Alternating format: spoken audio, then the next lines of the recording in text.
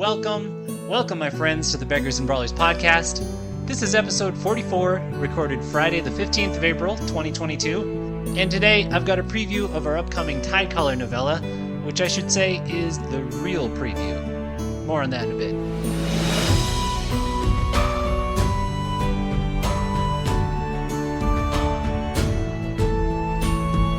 So, I say this is the real preview because I actually already did a preview of this during Quarancon 2022, which was awesome, and I did a lot of things. I think I mentioned that in the last podcast, but if you don't know about Quarancon, the cool thing is it's free to everyone. There is a ton of awesome content, more every year, and all of it is archived on YouTube. So there is a link to that in the show notes. I did a workshop and moderated a panel and was on another panel.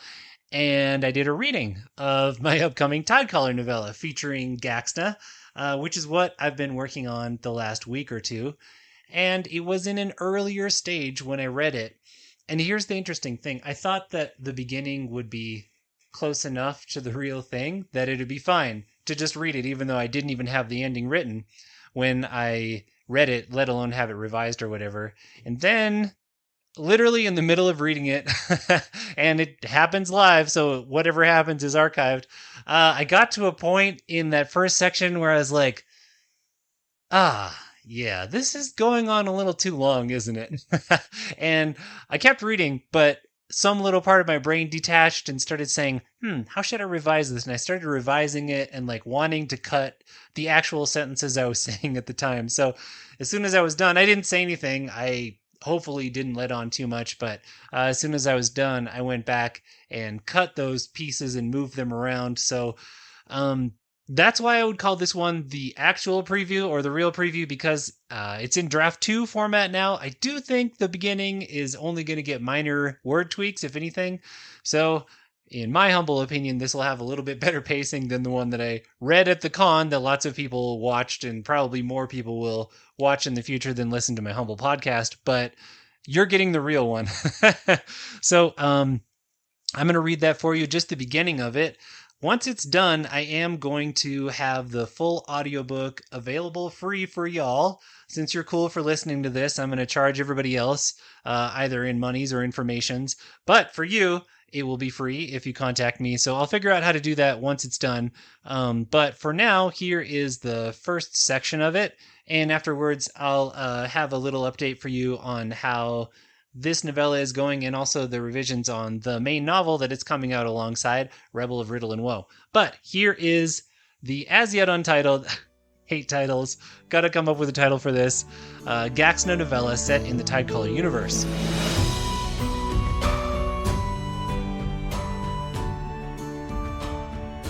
I wake with my blood pounding and my face stuck to something rough. Sit up and suck in a breath. The roof. I'm on the roof, and the hazy light on pale brick and the shouts of vendors in the street below tell me it's almost morning. Instinct takes over, trained into me from years living under the witches. I roll to my feet, looking for enemies, scanning for escape routes, patting my body for tools. They're all there. Thief's rope, poison bracelet, pair of knives, extra wig, herb packets. I see no enemies, and after a moment I recognize the place. Orange glazed ceramic roof tiles butting up to a wall with bricked-in windows, view of the bay off the far edge. This is my current hideout, or the roof of it anyway. What in scabs am I doing sleeping on the roof? I take a ragged breath, heart still pounding, trying to clear my thoughts. I should be downstairs, passed out for another 4 hours. It's morning. I hate morning. Nightmares again? Maybe, but it's been months, and they never made me sleepwalk up to the roof.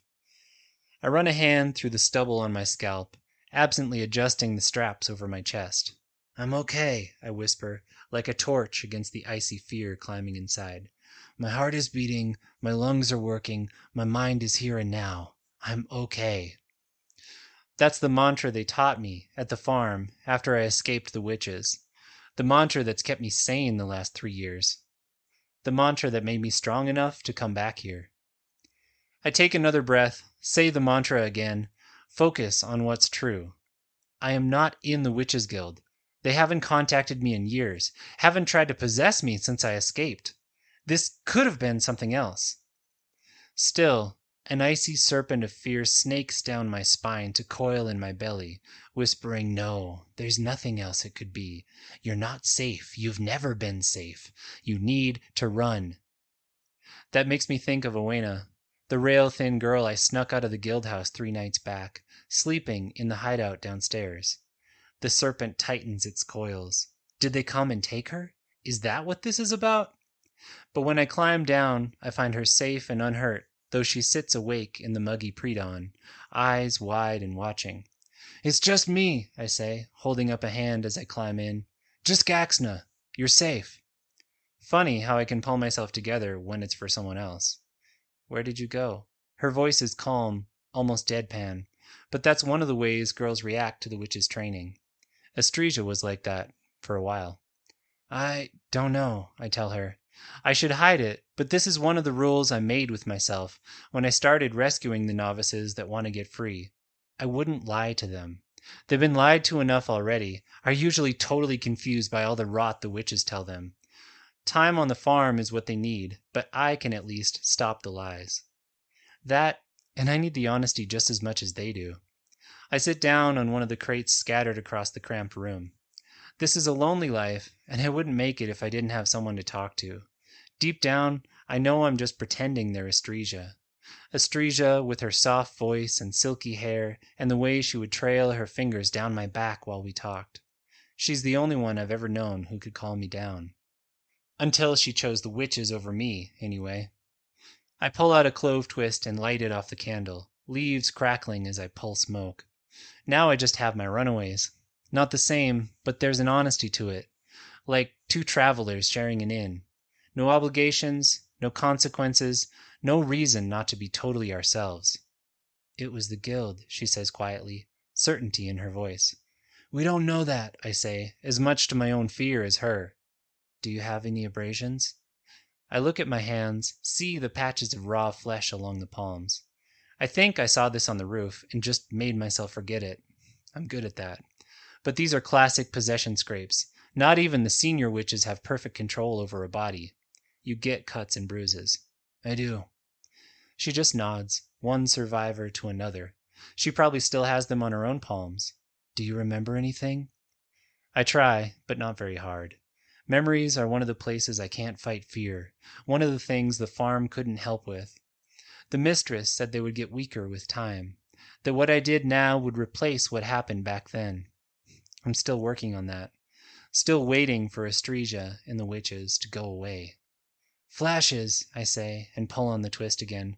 "A mansion in Old Surrey, a guard fighting me, and—" I jerk my thoughts back to the here and now, pull on the clove twist.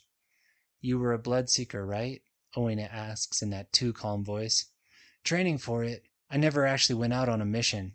Or, not on my own." "You went possessed." It's not a question. Owena knows. I haven't asked her what happened to her in the guild, but I'm sure she was possessed too. Everyone is.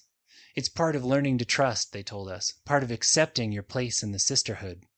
Part of getting your hands so bloody you can't leave, they mean. "A few times," I say. "These memories, at least, I've been over so many times that they don't hurt the same way. Errands, mostly. Then the last time they made me meet a monk, pretend I was someone else, keep him distracted while their archer lined up a shot." Owena's face is blank. She's old before her time, like all the girls I rescue. "Did he die?" "No," I say, voice getting thick despite myself. I pull hard at the twist, embers glowing in the half-light. "The monk realized what they were doing, dodged. It punctured his lung, maybe a pulmonary artery. They made me chase him, track him to a fountain and push him under. He was weak enough by then." An emotion moves across her face, her cheekbones casting shadows in the reddening light. "You killed him." I laugh out smoke. "You get it, at least. The others, they said it wasn't me, that I was just a tool, that I needed to trust in the guild's wisdom, that it would be okay." "It's not okay," Owena says quietly. "It's never okay." The hopelessness in her voice is like a lifeline, pulling me back in. I know that's twisted, but maybe that's why I stay here, rescuing runaways. to pull myself together, to give me purpose, new memories to bury the old. I take her hand. I'm not going to tell you you're wrong, but you're free now.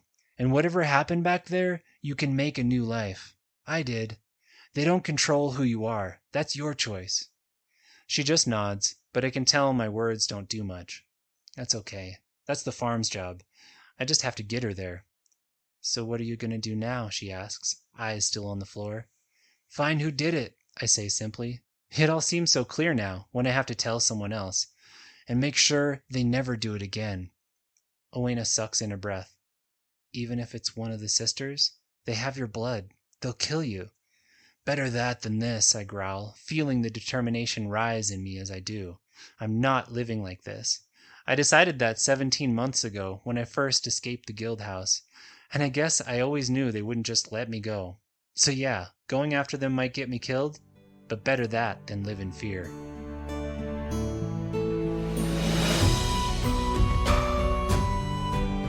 Alright, so that is the currently real preview of the opening of that novella, in which we learn a lot more about Gaxna and some of the stuff that was going on in Surrey before Daughter of Flood and Fury.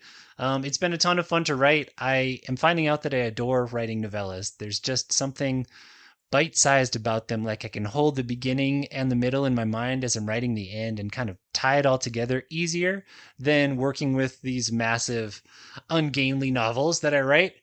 So I'll admit the revision of this has been a lot more fun than the revision of Rebel of Riddle and Woe. Draft 2 of the novella is pretty much done. I'm going to finish it today, I think, after which time I will want beta readers. So if you're interested in reading an early version of it and giving me a little feedback and maybe writing a review of it when it comes out, that would be awesome. Send me an email. There'll be a link to do that in the show notes. It won't be an audio. It'll only be an ebook, but I'll have audio for you once it's done. And as I mentioned, the revision of the overall novel is in progress too. It's much more of a bear than revising this novella, so it's going slower, but I do hope to have that done by next month, and that will have a full audiobook as well. That one won't be free because I do need to make a living at this, but hopefully it will be as awesome or more awesome. With that real preview, I'm going to get back to revising this novella so I can get it out to you. I hope you enjoyed it, and otherwise that this podcast finds you well and in the company of good books. Till next time, my friends, read on. For more information on Levi Jacobs and his books, including the award-winning Tidecaller Chronicles, please visit www.levijacobs.com. Or for a free audiobook, only available to podcast listeners, go to www.levijacobs.com/free. Thanks for listening, and read on.